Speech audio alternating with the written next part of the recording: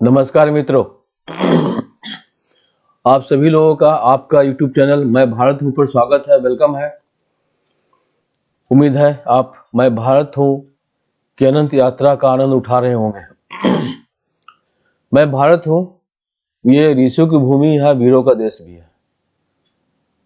बहुत कई उदाहरण भरे पड़े हैं, आप उन्हें जानते हैं और इस मैं भारत हूँ YouTube चैनल के माध्यम से हम आपको बता भी रहे हैं।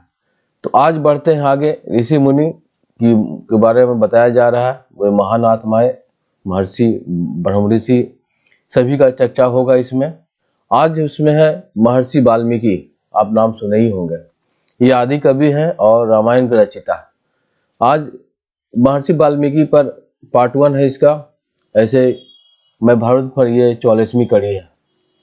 तो चलते हैं आगे आगे बढ़ते हैं यात्रा पे। भारतीय संस्कृति के इतिहास में महर्षि वाल्मीकि का स्थान अद्वितीय है। उन्हें आदि कवि यानी प्रथम कवि और उनकी रचना रामायण को आदि काव्य, प्रथम महाकाव्य कहा जाता है। यह गौरव उन्हें केवल इसलिए नहीं मिला कि उन्होंने पहली बार संस्कृत में श्लोकबद्ध महाकाव्य की रचना की, बल्कि इसलिए भी कि उनकी वाणी में मानवीय भावनाओं, धर्म के गूढ़ सिद्धांतों और आदर्श जीवन की झलक अत्यंत स्वाभाविक और प्रभावी ढंग से प्रकट हुई। वाल्मीकि का जीवन और उनका रूपांतरण के बारे में जानते हैं। वाल्मीकि का मूल नाम रत्नाकर था। वे पहले एक शिकारी थे, जिन्हें भ्रमरक भी कहा जाता था और शिकार करके अपनी जीविका चलाते थे। किंतु महर्षि नारद के उपदेश और राम नाम के सतत जाप ने उनके हृदय को शुद्ध कर दिया। उन्होंने कई वर्षों तक कठोर तप किया और चींटियों को ढेर, जिसे वाल्मीकि में कहा जाता है, में लीन होकर साधना की। यही कारण है कि वे वाल्मीकि कहलाए।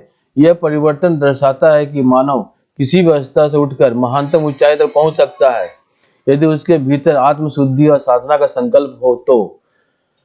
वाल्मीकि और श्लोक का जन्म कैसे हुई, अद्भुत कथा है ये, जिसमें उन्हें आदि कवि की उपाधि दिला दी।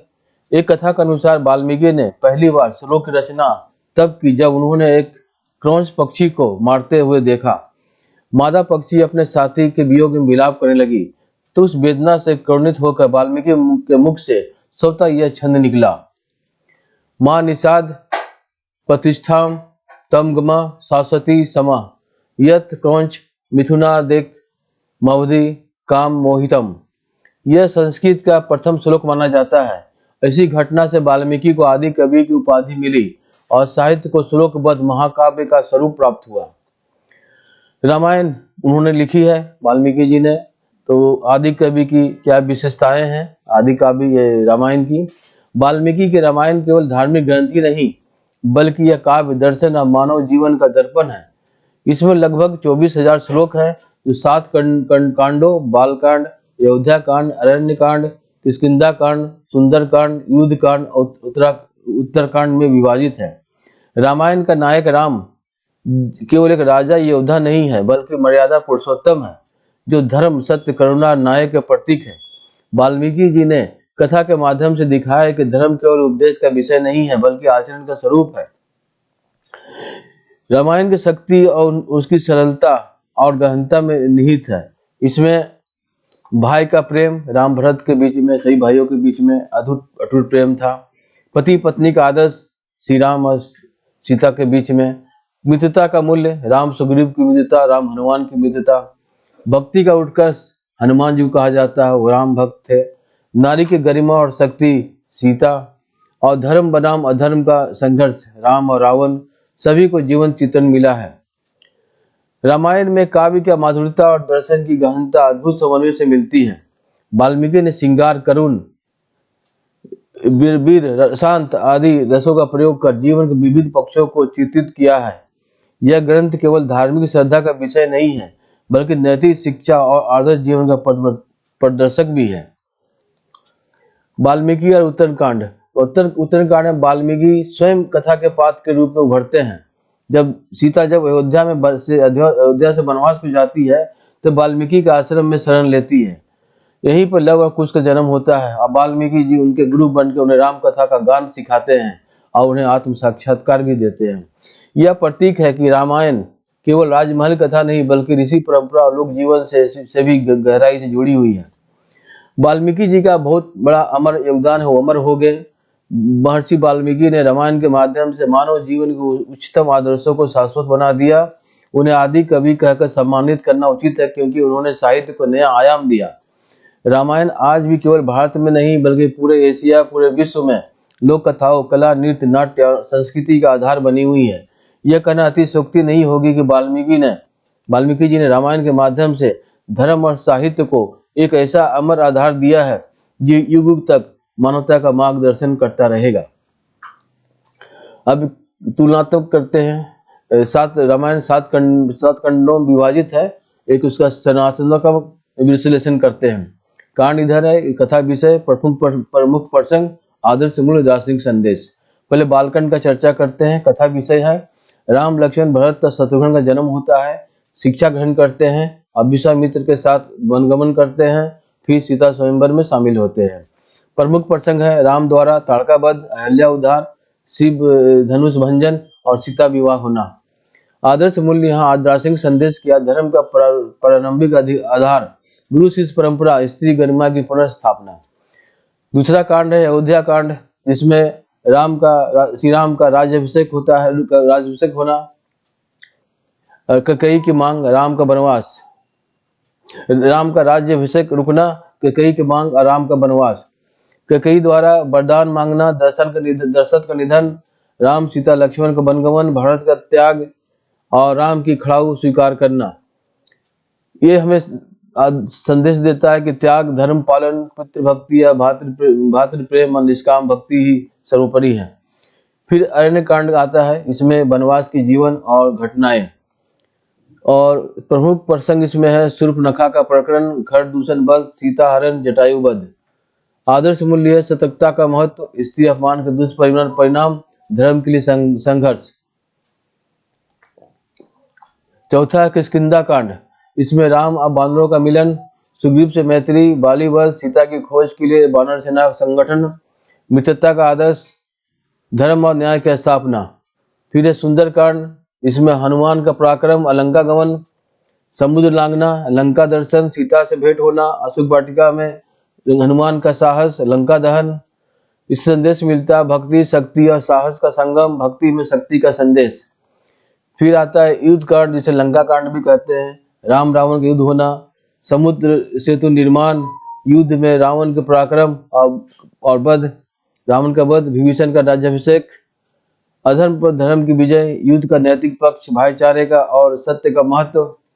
उत्तराखंड में अयोध्या वापसी, राम राज्य, सीता निर्वासन, लव कुश कथा, राम का राज्याभिषेक, सीता का अग्नि परीक्षण, लव कुश का जन्म और युद्ध, सीता का धरती में समावेश, राम का अवसान। आदर्श राजधर्म, सत्य और मर्यादा की सर्वोच्चता, त्याग और परलोक गमन का संदेश। रामायण केवल एक महाकाव्य नहीं बल्कि धर्म, मर्यादा और कर्तव्य आदर्श जीवन की मार्गदर्शिका भी है। श्री राम मर्यादा पुरुषोत्तम के रूप में, माता सीता आदर्श नारी के रूप में, लक्ष्मण भ्रातृ भक्ति के रूप में, हनुमान भक्ति सेवा के प्रतीक के रूप में मानव जीवन के अनुकरणीय उदाहरण प्रस्तुत करते हैं।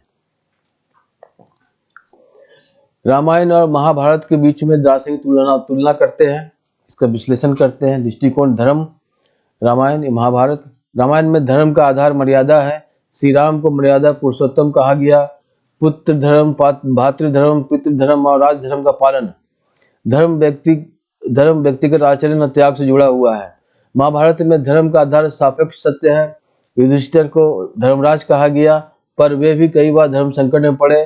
धर्म यहाँ युद्ध, राजनीति और न्याय के सापेक्ष निर्णयों से जुड़ा है। धर्म परिस्थितियों के अनुसार बदलता है।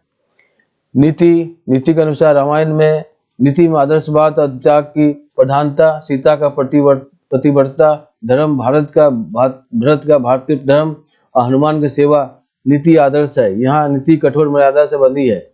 महाभारत में नीति में यथार्थवाद, भ्रातृता की प्रधानता, कृष्ण की साम दाम दंड भेद नीति महत्वपूर्ण। युद्ध के दौरान छल युक्ति, जैसे भीम द्वारा द्रोण को वध के लिए अश्वत्थामा प्रसंग स्वीकार। आदर्श, श्री राम और सीता आदर्श, नायक नायिका, सत्य वचन पालन, त्याग, सेवा, कर्तव्य सर्वोच्च आदर्श। आदर्श व्यक्ति को समाज के लिए आत्मत्याग करना चाहिए। महाभारत में कृष्ण आदर्श मार्गदर्शक, कर्मयोगी, अर्जुन, युधिष्ठिर, भीष्म, कर्ण विभिन्न पात्र मानवीय दुर्बलताओं और संघर्षों का प्रतीक।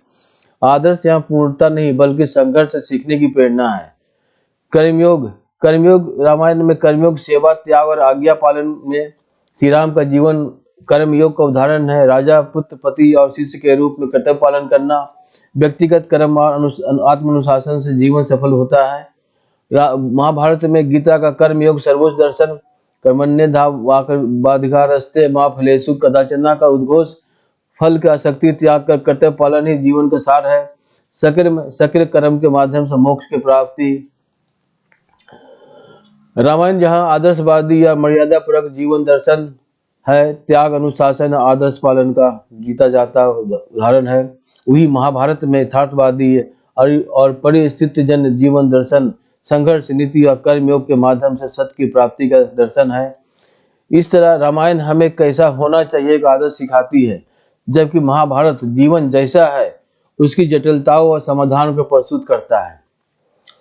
तो मित्रों, आज की यात्रा यहीं तक, फिर अगले वीडियो मिलेंगे और हमारे YouTube चैनल को सब्सक्राइब करें, लाइक करें और ज़्यादा शेयर करें और बेल बटन प्रेस करें ताकि हमारा वीडियो अपलोड होते ही उसका नोटिफिकेशन आप तक पहुंच सके।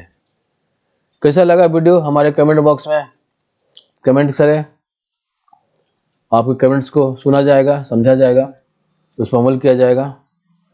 और तो मित्रों, मिलते हैं अगले वीडियो में, तब तक के लिए नमस्कार।